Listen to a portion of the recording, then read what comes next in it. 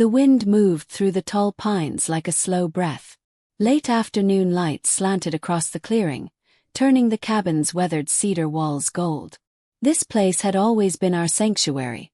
40 acres of private land backed up against national forest in the Montana high country. No neighbors for miles. No rules except the ones we made. Elena was outside on the wide porch, barefoot, a mug of coffee in her hands, when the two white SUVs rolled up the gravel drive. She didn't think much of it at first. People occasionally got lost trying to reach the old lodge farther up the mountain. But these vehicles didn't look lost. They had bright blue emergency lights on the dashboards and magnetic signs on the doors that read Rocky Ridge HOA Enforcement, in bold, official-looking letters. Two men stepped out, both wearing dark uniforms that almost, but not quite, looked like police gear. Badges glinted on their chests. One carried a clipboard. The other rested his hand on a holstered pistol. "Ma'am," the taller one called out, voice clipped with authority. "We're here on official HOA business. You need to come with us." Elena set her mug down slowly. "There must be some mistake. This property isn't part of any HOA. We own it outright." The second man smirked. "That's what they all say. You've got 6 outstanding violations. Failure to maintain appearance standards, unauthorized structures, and repeated complaints about noise and light pollution. Warrants have been issued. You're under arrest." My wife, who had spent 20 years as a federal prosecutor before stepping back to teach law part-time, simply stared at them. "Show me the paperwork." What they handed her was amateurish. Printed forms with blurry seals and an address that didn't exist. But the men were serious. Deadly serious. They moved to take her by the arms. That was the moment everything changed. I was 200 miles away in Billings when the call came through. "My name is Marshal Alex Harlan. For the past 11 years I have served as the commander of the United States Marshal Service's Pacific Northwest Fugitive Task Force. My teams hunt the worst of the worst. Escaped murderers, international drug lords, terrorists who thought they could disappear into the mountains. When I'm not in the field, I run operations from a nondescript federal building that most locals walk past without noticing." The phone rang while I was reviewing case files with my deputy commander. Elena's name flashed on the screen. She rarely called during work hours. Her voice was steady, but I heard the steel underneath. "Alex, 2 men claiming to be HOA security just tried to arrest me at the cabin. They're still here. They're getting aggressive." I was already moving. "Stay calm. Do not let them touch you. I'm on my way." "Put me on speaker." I heard the shift in background noise as she did. "This is a mistake," Elena said clearly. "My husband will be here shortly. You should leave before this escalates." The taller man laughed. "Lady, your husband can talk to the judge. You're coming with us. Turn around and put your hands behind your back." I spoke loud enough for them to hear through the phone. "This is United States Marshal Alex Harlan. You are on private property. You will step away from my wife immediately. Any physical contact will be considered assault on a federal officer's family member. Do you understand?" There was a pause. Then the second man replied, voice dripping with sarcasm. "Nice try. We don't care who you are. For rules apply here." They clearly had no idea who I was. I made the drive in record time, lights and sirens the entire way once I hit the state highway. While I drove, I made 3 calls. First to my second-in-command, Marshal Rachel Torres. "Rachel, I need a support team at my cabin. Possible impersonation of law enforcement officers. Approach quiet. Lights off until I say otherwise." Second to the local county sheriff, an old friend. "Dave, I've got clowns in fake uniforms on my land trying to arrest Elena. I'm handling it, but I want your department on standby for chain of custody if we make arrests." Third to the U.S. Attorney's Office. Federal charges were already forming in my mind. Impersonating federal or local officers, civil rights violations, potential kidnapping attempt. The U.S. Marshals take threats against our families very seriously. Very. By the time my black SUV crested the final ridge, the sun had dropped behind the mountains. The cabin glowed with warm porch lights. The two white SUVs were still parked at awkward angles, as if the men had grown confident in their power. I killed my headlights and rolled in silently. I was wearing civilian clothes, jeans, a dark thermal shirt, and my sidearm. No need for drama yet. Elena stood on the porch exactly where I'd left her in my mind, arms crossed, calm as still water. The two men had moved closer. The taller one had zip ties in his hand. I stepped out of the vehicle. "Gentlemen," I said, voice carrying across the clearing, "you've made a serious error in judgment." Both men turned. The taller one, late 30s, buzz cut, trying hard to look official, squared his shoulders. "This is HOA enforcement. Stay out of it or you'll be arrested too." I walked forward slowly, hands visible. "My name is Alex Harlan.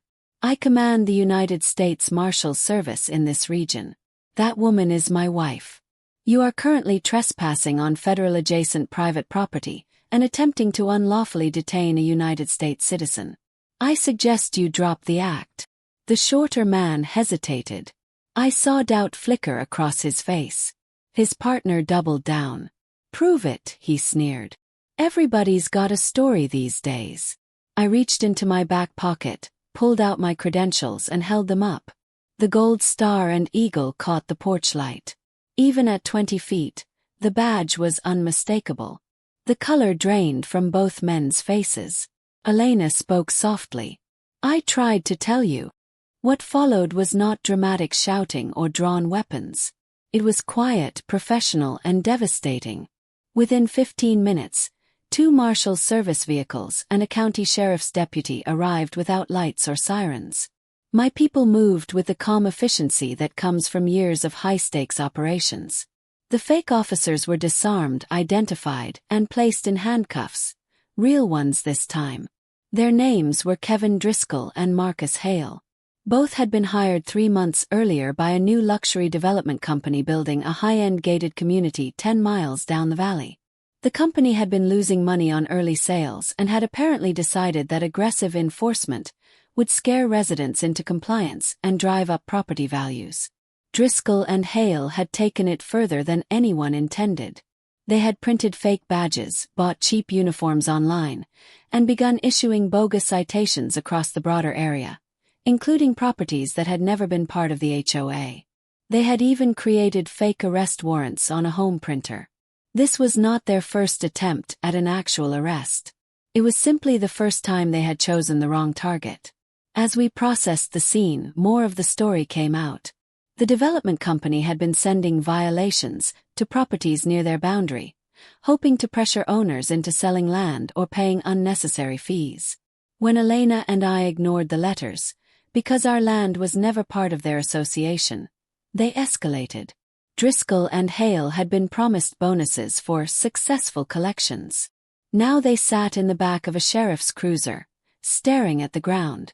Later that night, after statements were taken and the fake officers were booked into county jail on multiple felony charges, Elena and I sat on the porch. The mountain air had turned cold. I draped a blanket over her shoulders. "I'm sorry I wasn't here," I said. She leaned against me. "You were here the moment it mattered. That phone call, the way you spoke. They didn't understand until they saw your face." We sat in silence for a while, listening to the pines. The next morning, I made calls that would ripple far beyond our cabin. The development company's aggressive tactics were now under federal scrutiny. Civil rights attorneys were already interested. News of 2 fake cops attempting to arrest the wife of a U.S. Marshal commander spread quickly through law enforcement circles. It became a cautionary tale. But for us, the real victory was simpler. Our cabin remained ours. Our quiet life in the mountains stayed intact. And the people who thought they could wield fake power learned that some authority in this country is very, very real. The weeks that followed, the case moved swiftly. Driscoll and Hale both pled guilty to impersonating law enforcement officers and false imprisonment charges. The development company faced massive fines and civil lawsuits from multiple property owners. Their aggressive expansion plans collapsed under the weight of public scrutiny and federal investigation. I returned to my work, hunting dangerous fugitives, coordinating multi-agency operations, doing the job I had sworn to do. But something had shifted. For years I had kept my personal life carefully separated from the dangers of my profession. The cabin was our refuge precisely because no one knew about it. That illusion was broken now, but in its place came something stronger: clarity. Elena resumed her teaching. She added a new lecture to her constitutional law course, something she called the appearance of authority. She used carefully redacted details from our incident to show students how easily people can be fooled by a uniform, a badge, and a confident voice. How real power is not loud. It is quiet, grounded, and backed by law and integrity. We reinforced the cabin's security, not out of fear but out of wisdom. New cameras, better lighting, direct satellite communication. Small things that said we valued our peace enough to protect it. 6 months later, I stood on that same porch watching the first snow dust the pines. Elena came out carrying 2 mugs of coffee. She handed me one and slipped her arm around my waist. "Still think we should sell and move closer to town?" she asked, echoing a conversation we'd had years ago. Smiled. "Not a chance. The mountains don't care about HOAs or fake authority. They don't care about titles or power. They simply stand ancient, patient, and true.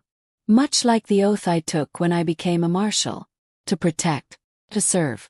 And sometimes, when the moment comes, to remind people that real authority exists for a reason." The wind moved through the trees again, carrying the scent of snow and pine. Somewhere far below, the world kept turning, full of people pretending to be more than they were. Here we knew exactly who we were. And that was enough.